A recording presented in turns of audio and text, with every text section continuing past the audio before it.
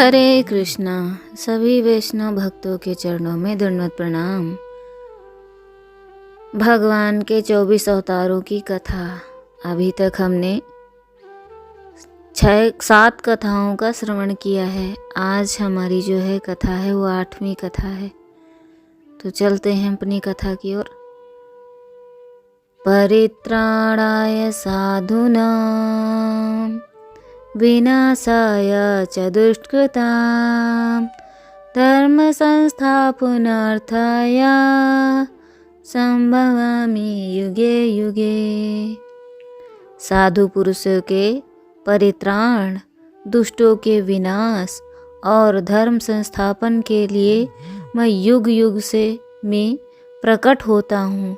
अपने इस वचन को पूर्ण चरित्रार्थ करते हुए अखिल रसामृत सिंधु षड ऐश्वर्य सर्वलोक महेश्वर स्वयं भगवान श्री कृष्ण भद्रपद की कृष्ण अष्टमी की अर्धरात्रि को कंस के कारागार में परम अद्भुत चतुर्भुज नारायण रूप में भगवान प्रकट हुए।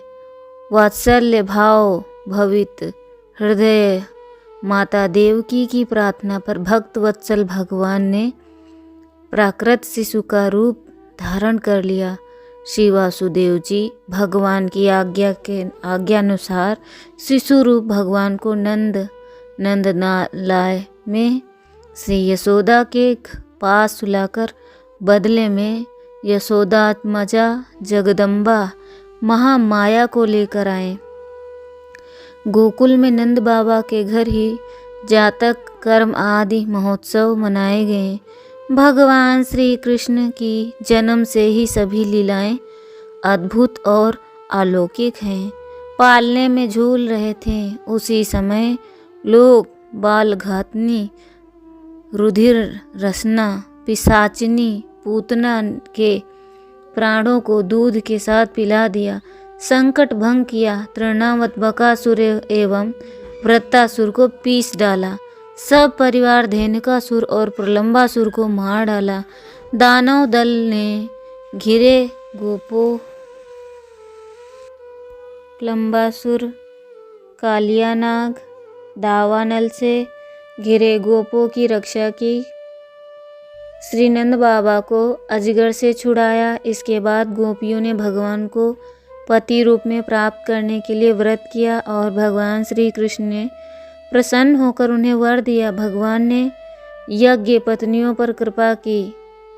गोवर्धन धारण की लीला करने पर इंद्र और कामधेनु आकर भगवान का यज्ञाभिषेक किया।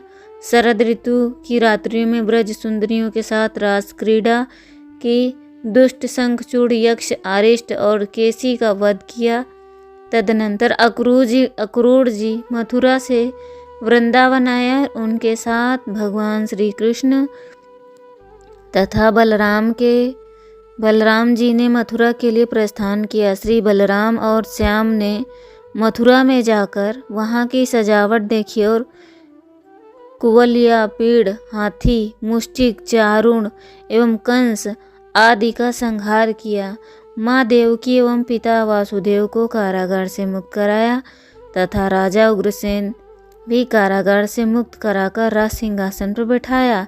फिर वे सांदीपनी गुरु के यहाँ विद्या अध्ययन करके उनके मृत पुत्रों को लौटा लाए।